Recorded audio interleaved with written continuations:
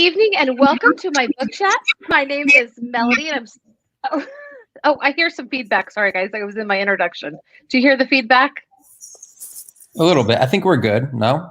Now it's better. Yeah. Okay, great. Okay, because I wrote out my speech so I would sound like a professional tonight. So I'll start with that again. Do it again then. I'm going to do it again. Good evening and welcome to my book chat. My name is Melody and I'm so glad you're here, whether you're streaming us through YouTube, Facebook, or Twitter. Thank you, Alice Keeler, for letting us use your platform to broadcast the amazing work of authors and educators. It's Teacher Appreciation Week, but we appreciate you every day.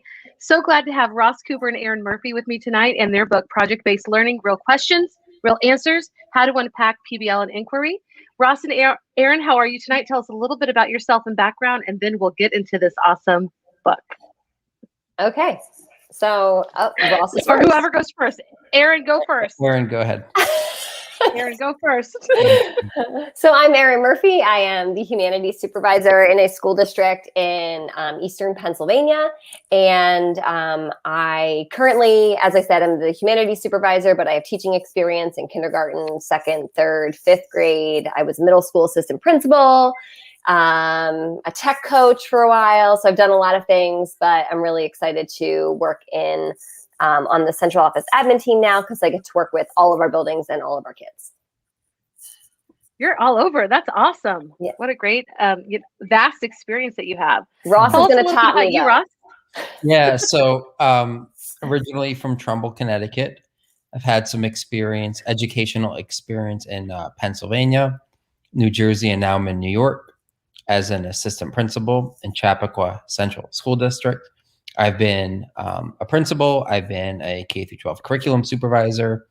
I've done some special ed, third grade, and in the classroom mostly fourth grade across a couple of states. So it's been great. And Erin and I met when we were in the same building in the East Penn School District. I taught fourth grade, and she taught fifth grade. I like to tell people that I had to fix all of his mistakes. And thank you for continuing to set me up for that little comment, Ross. I just really appreciate that. No problem. No problem. Many mistakes. No. But we're good. Everybody makes mistakes. So yeah. That's good. It's true. It's true. And that's something that you guys talk a lot about in your book when we talk about like the transparency that you had throughout the entire process of reading, like of where you began, even when you were doing trainings together. And I'm just curious, so you had a book before this that you wrote together. Why did you decide to, and it was about project-based learning, so why did you decide to write another one? Yeah, so I think ultimately it comes down to making a difference, right? Like doing things for the right reason, and that's really making a difference for students. And I think an extension of that is the idea that we wrote Hacking Project-Based Learning. I'm going to say it came out December 2016. Does that sound right? I think that sounds right. And since then, we've done a whole lot of speaking, consulting, working with educators across the country on how to implement inquiry and PBL into their learning spaces. And because of that, we've learned. We've learned a lot. And because we've learned a lot, we thought that we had more to say.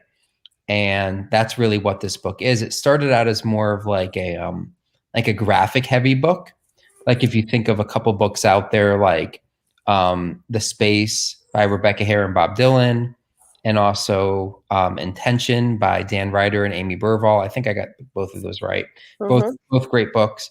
So we started with like a graphic heavy book, and like to be honest, like I just kept writing, and Erin was like, "What the heck are you doing?" And I was like, "Well, we have more to say.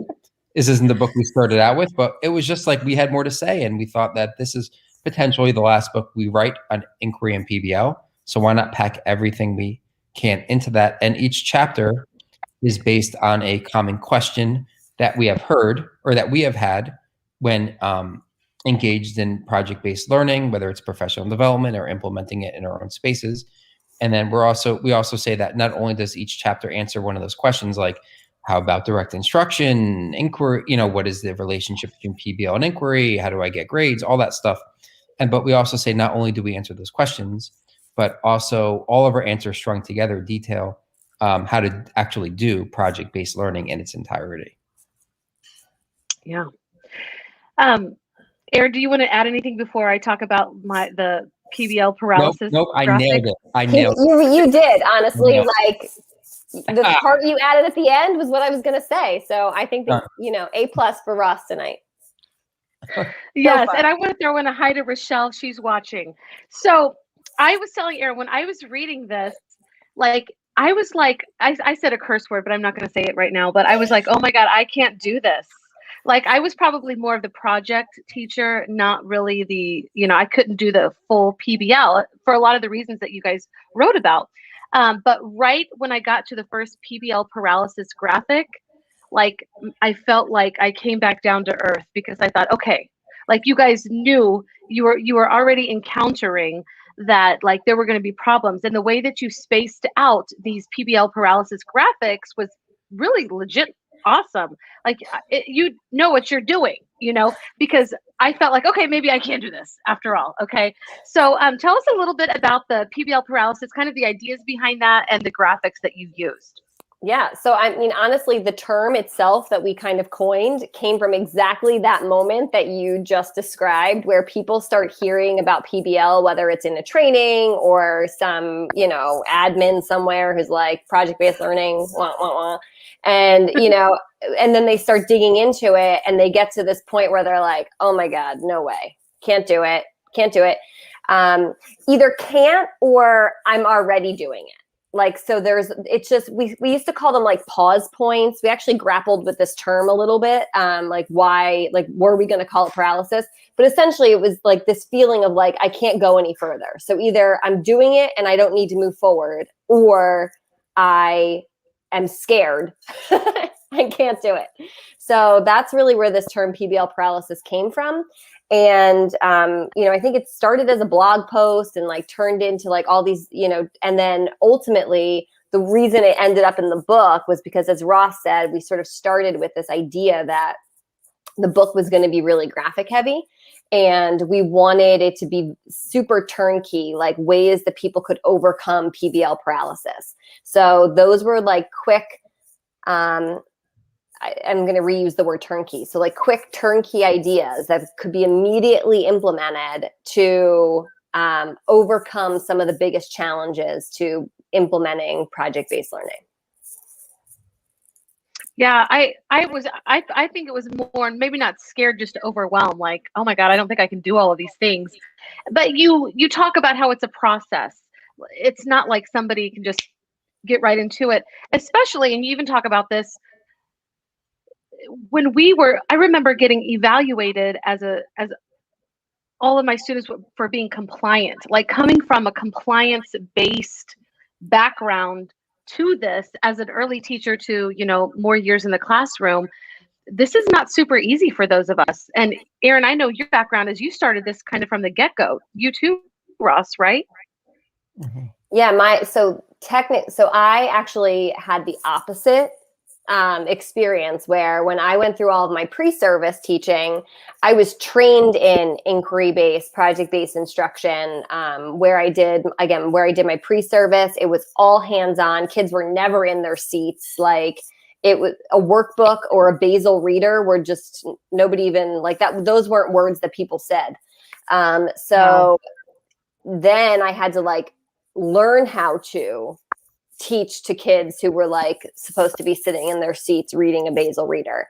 So I was like unlearning that. And I really think that that's where like the idea that like we can now clearly articulate how to do some of these things is because of, our learning and unlearning and then relearning again. That process really sort of like solidified the how-to. Mm-hmm. Yep. Yeah. Well, that's pretty amazing that you were doing that right out the doors, because this is something that I think a lot of educators that are kind of older, like me, I don't know how old you are, but I'm a little bit old. So, but it really is like an unlearning. It definitely is. And I'm trying to get to my next questions, but, I thought that was interesting, Erin, when you talked about this, when we were on Rochelle together, when we were doing our Thrive in Education, about how you had, like, this is something that was natural for you. And so I'm just curious, though, another part of your book, the grades and the feedback, like, both of you are administrators or have been in the administration role. How does this even look like? You talk about how grades, you're both down. You're like, no, we don't need grades. We need feedback. How does that even work in real, like in the public school system? I'm just curious. Yeah, that's a great question. So it works. It depends on your context, like just like anything else. So working at the elementary level, for the most part, it is a lot easier to implement feedback in lieu of grades. I think then once we've accepted that at the elementary level, it's like, what does that feedback look like? So one of the big things we talk about in the book, the chapter on grading and assessment, is the idea of self-assessment and peer assessment and the different components that are involved in order to promote student agency for students to self-assess and then peer assess. And then of course, you're going to need some teacher feedback as well. So that's really, especially at the elementary level, where you want to be, right? That self-assessment and that peer assessment. And I think it's easier to get there. I'm not saying it's easy, but it's easier to get there because I think in general at the elementary level, there's this acceptance that grades aren't as important. As you hit the middle level and high school level, most middle schools and most high schools are not standards-based, like standards-based report cards or standards-based practices. So it's a little bit tougher. It's like, okay, like we need grades for college or we need grades to get into an honors class. So it's those conversations are important, and it's different from district to district and school to school. But ultimately, you approach it through the lens of, okay, we know feedback helps to drive learning more so than grades. Given all the constraints of what we're dealing with, as much as possible, how can we use feedback instead of grades? And there might be some limitations, such as like, okay, the report card's not going to change. We're dealing with a learning management system that has the report cards have to be structured a certain way. We have to deal with the community, who's wary of standards-based grading because they heard about it from their friends who are doing it in their local district and they didn't like it there. But I think it definitely can be done.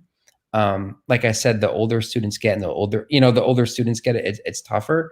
But I think it's definitely conversations that are worth having no matter what level we're at.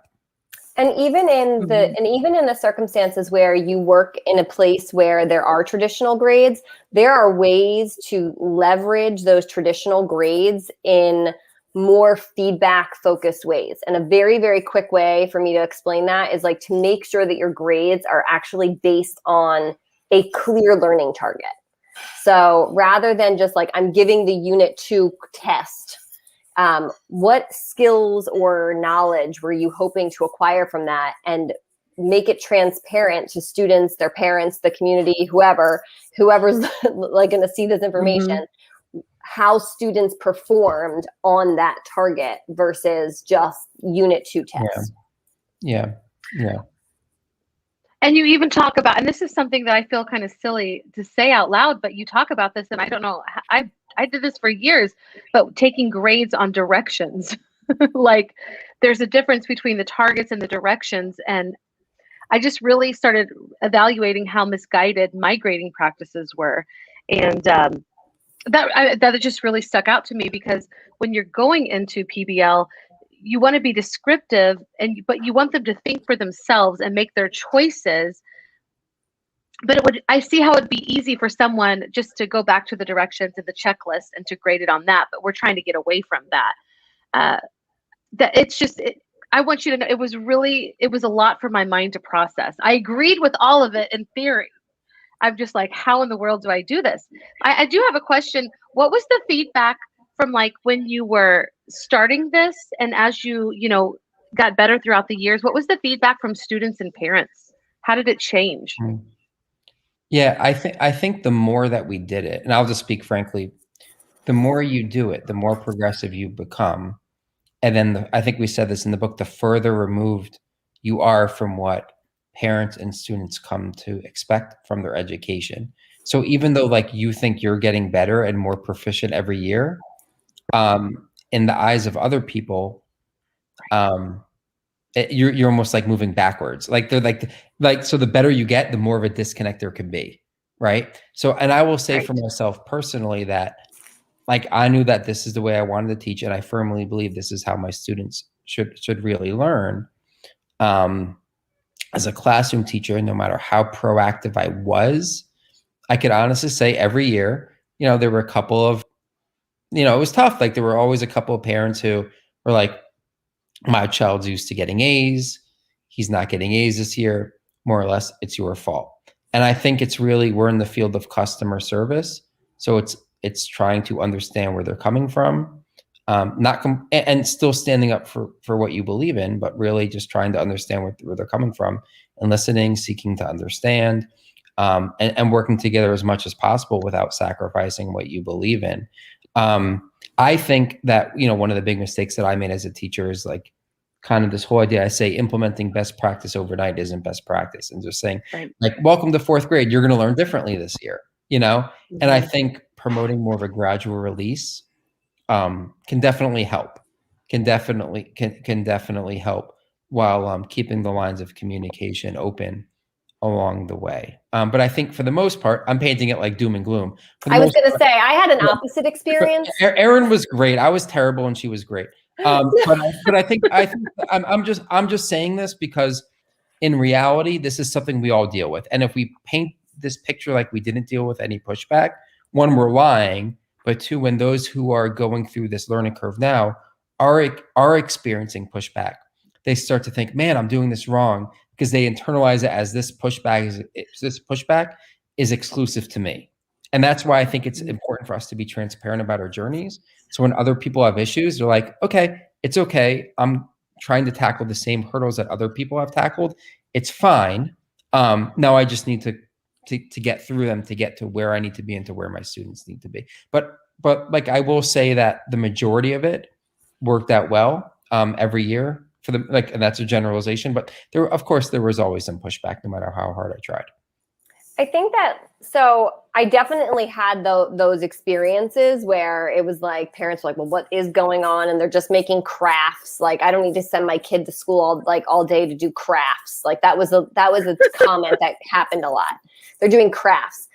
So a few like specific things that I think I changed across my experience that then changed how much pushback I got. I became super transparent. So we talked a little bit about learning targets and those knowledge statements, and the way and like we talk in the book about like ways to have kids reflect and sort of capture their learning each day. So when parents started to see that stuff, like my kids said that, they learned that, that sort of like built the street cred around it. So like, sure, they're building a structure and they're using some hot glue, but really what they're talking about is like what they're going to need to like survive in this specific environment. And like they did this and this kind of research in order to get to that point.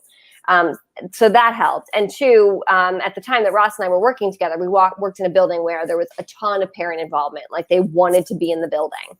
So I invited parents in. I was like, come on in, listen to them, watch them do this. Like, listen to the conversations that these kids are having while they're doing these crafts that you're talking about. So that again, really changed the dialogue and like the experience that people had around it. And, you know, parents talk. So when one parent's like, oh no, I was there and I saw it, like that sort of changes the dialogue.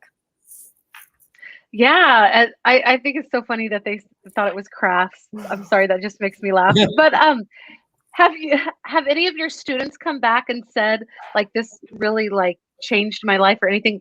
Have you had any feedback from students? Yeah, I think, you know, occasionally, you know, you get the social media message up from students. I've gotten it on LinkedIn, Facebook, you know, a couple former students have friended me on Facebook, Twitter, you know, all this, you know, I'm not hip enough to be on TikTok or Snapchat just yet. But, you know, I've gotten those messages and from parents too, you know, who, you know, who have definitely, I think, you know, kept the lines of communication open or didn't, but just, you know, seemed to appreciate, you know, what was done. So yeah. It feels good. You know, it feels good. And I have the benefit, like I still work in the district where I spent most of my time teaching. Yeah. And so every year with like around graduation time, so around this time, I don't know, I always like wonder, like, is some teacher somewhere telling these kids to email past teachers? I don't know. But you know, I get like 3 or 4 or 5 emails from kids that are like, I was felt really involved in your class. I really enjoyed learning like that. You know, I had one kid last year was like, I pursued Project Lead the Way because I realized that I really enjoyed engineering in your, you know, when I was in your classroom. So yeah, definitely feedback from kids, I would say, leans towards the positive. Yeah. Oh yeah, I love that. And I know that you wrote like a lot about relationships and then how to start that from day one, because this can't really be implemented if you don't have good relationships with the community, not just the students, but also their parents, like you guys said, and just that safety to get it wrong, you know, and to fail a little bit, but to learn from all of that. So I did appreciate that chapter as well. And I think you wrote that, Erin. Well, we wrote it all together. Yeah. I just remember seeing your name. I remember seeing the name in parentheses from like whoever, and on this grades and feedback, Ross, I'm hoping there is a part that I would love for you to read from your book, if you're willing, if you don't mind. Got it right here. Where are we going? Yes. Where? I liked page 131 when you talk about like some of the pushback that you received at the very beginning. But of course, if there's another place in the book that you just absolutely love, then I would love for you to read that. No, I'll read a little bit. Brings back, you know, terrible memories, but I'll do it because you asked nicely. So toward page 131, toward the start of my project-based learning journey, I found myself a few weeks into the new school year, and it started to go downhill. Even though I believed I had all the answers, students didn't seem to be buying into my approach, and several families were confused as to what was going on in the classroom. To make matters worse, one of my students disenrolled, leaving for a private school in the area. While I wasn't entirely responsible for this move, the parent of another student informed me that my radical teaching style was the deciding factor. And during this same conversation, she tried to tell me about concerns from other parents. Her words fell on deaf ears, and she knew it because I thought I knew best. Let's do 1 or 2 more paragraphs, because that would be a terrible way to like cut things off. Soon after this conversation, the situation came to a head during Meet the Teacher night. A few parents who obviously didn't feel that they were being heard went out of their way to embarrass me and mock my teaching style in front of other parents. The whole time, I was literally counting down the minutes until the session would end, while using all of my patience to keep my composure and respond to each accusation in the most politically correct way possible. We'll do 1 more paragraph, and then I think that'll be a good. Actually, we're just going to do the whole thing. No, I'm kidding. I think you should do the whole thing, honestly. I think it's good. Well, most of what happened next is now a blur. I do remember everyone leaving the classroom, and then I sat down at my desk for quite a while in an attempt to mentally process what had just happened and pull myself back together. During this time, one of the parents stopped by again to touch base and console me a bit. Then my principal, Dr. Anthony Moyer, paid me a visit to see how everything went. Not holding anything back, I explained to Tony in detail what had transpired, which speaks to the kind of relationship Tony and I had. And then what happens is, at the end of the night, I checked my mailbox and found that Tony had taped the following quote to it. And the quote, I'm not going to read the whole thing. It is not the critic who counts, not the man who points out how the strong man stumbles, blah, blah, blah, blah, blah. It's a quote, The Man in the Arena by Theodore Roosevelt, which was popularized by Brene Brown's Daring Greatly. And then I took the quote with me into an adjacent conference room, had a seat, and cried for a good 10 minutes. All the nice twists and turns had gotten to me, and I just had to let it all out. Looking back, I realized that one problem was my arrogance. Another issue, which we'll address in this chapter, is that and this is what I just talked about before, implementing best practice overnight is not best practice because people, students, and their parents or guardians are impacted by every decision we make. Rather than railroading our ideas while attempting to sell others and what we think is best, we could take a collaborative approach, meeting others where they are and moving along until our practices are where we think they should be. And at the end of every school year, we'll most likely have to painstakingly press the reset button.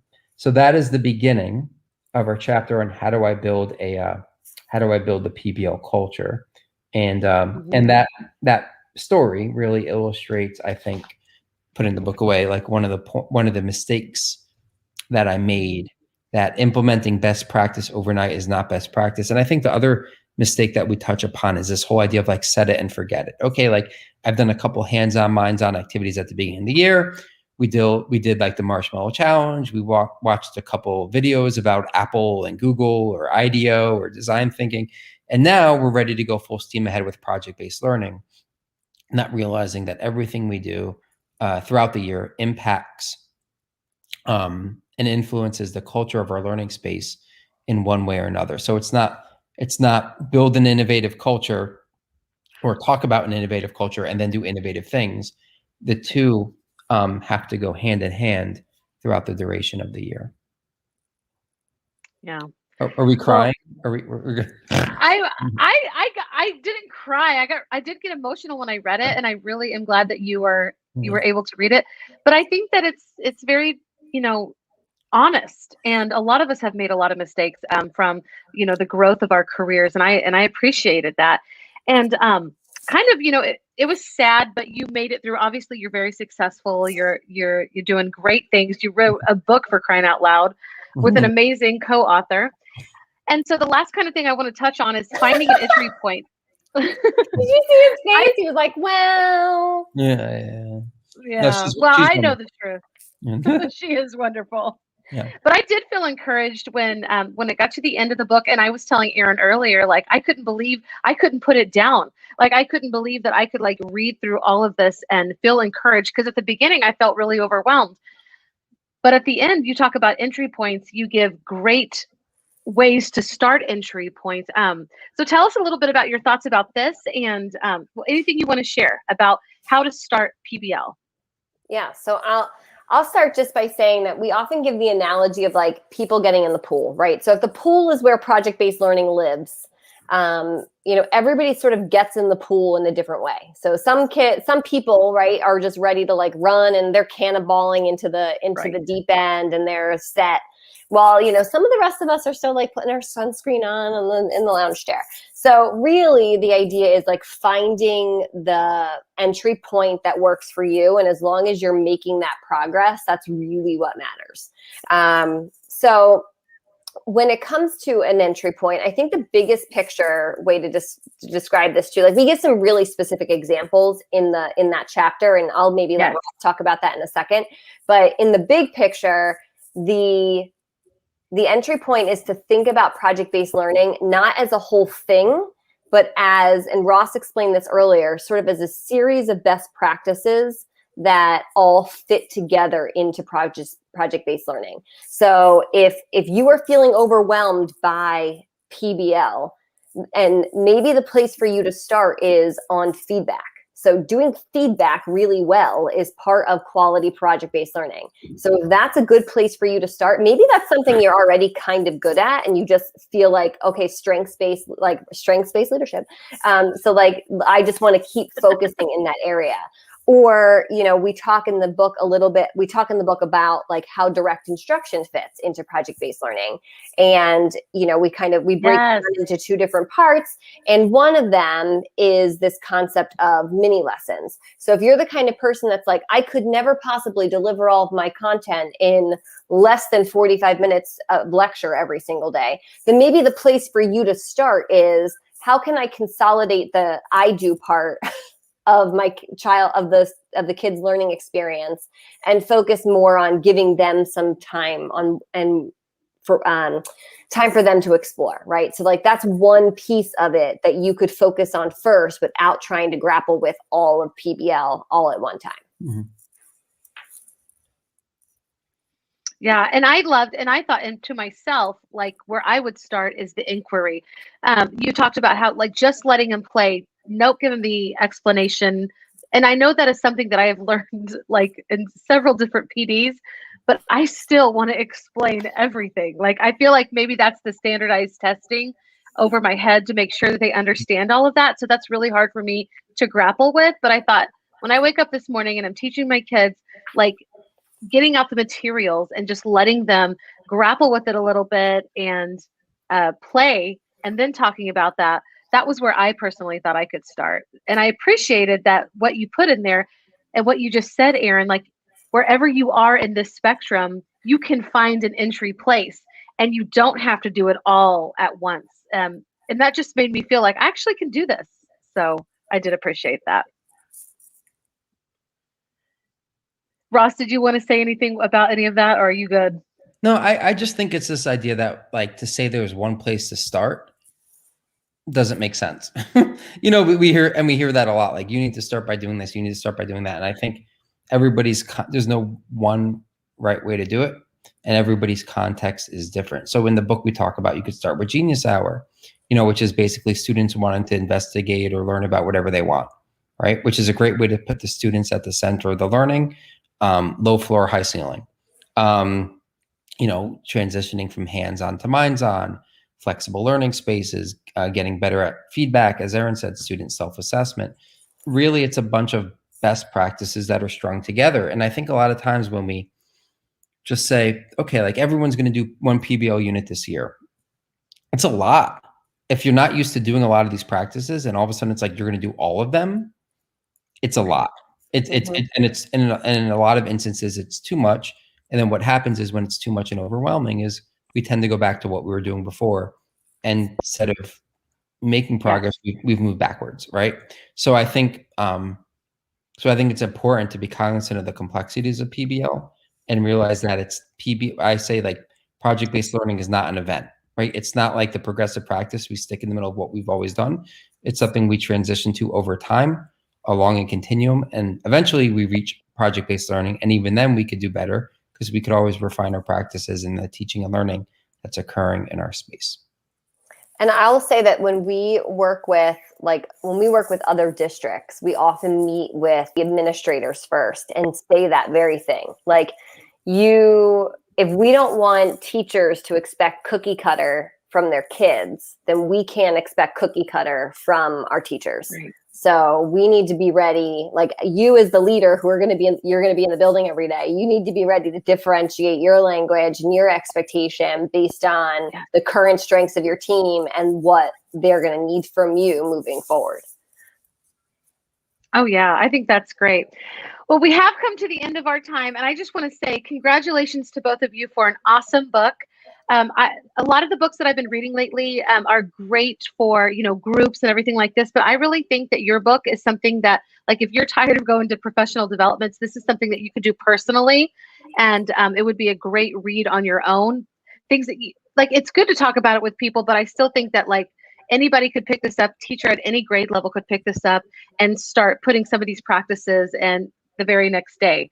You don't have to be a pro at this and begin. So I really did appreciate that. And I want to say to everybody who's watching, thank you so much for tuning in. If you do get this book, and I did put the link in the comments, and you love it, leave a review. That's how you share your love with authors, is leaving them a review. So thank you so much for tuning in. Do either of you have any last words that you'd like to say before we say goodbye? Thank you so much for having us. I love your energy. It's so fun to be in this space with you. So I appreciate what you're doing and what you do for authors. So thank you. Oh yeah, it's my pleasure. And I'll say, to the teachers who are hopefully listening, thank you for all you've done this year to work your way through a pandemic. Believe it or not, although we are very passionate about project-based learning and inquiry, right now and throughout the year, there are more important things than that, like our emotional and physical well-being.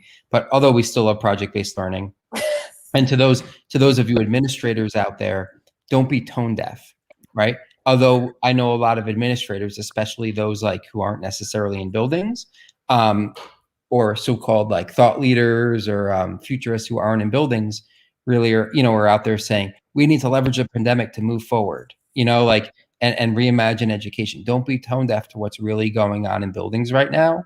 And some of those great ideas that you think you have, maybe listen to your people and put them on the back burner until people are ready to hear them and implement them. Love it. Great words. Well, thank you so much, both of you. And everyone, I'll see you next week.